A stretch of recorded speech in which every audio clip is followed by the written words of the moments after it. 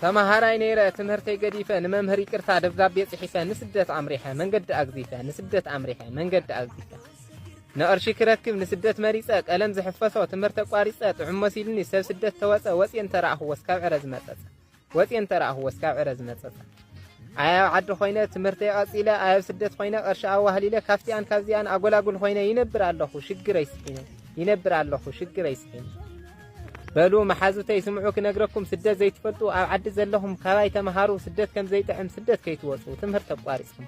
ስደት ከይትወፁ ትምህርት ተቋሪጽኩም ፎሎው ላይክ ሼር ኮፒ ሊንክ ጋር ልባይ ትረስዑ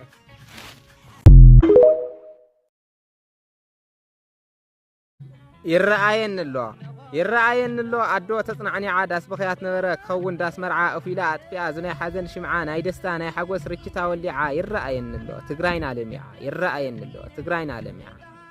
እወ ረአየኒ ትግራይ ብምልእታ ሰላማ ሰፊኑ አብቂዑ በኺያታ አውያት አቋሪጹ ክስማዕ ዕልልታ ለምለም ክትኸውን ክለምዕ መሬታ ለምለም ክትኸውን ክለምዕ መሬታ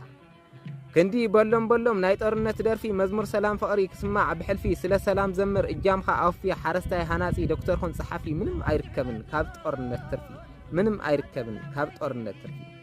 ምሁር ፖለቲካም ስለ ሰላም ስበኽ ህዝቢ ከይሳነ አይትኹኖ ዕሾኽ ምንም አይጠቅምን ሰይጣናዊ ህልኽ ሰላም ኢልካ ቀይሮ ዝታሪኽ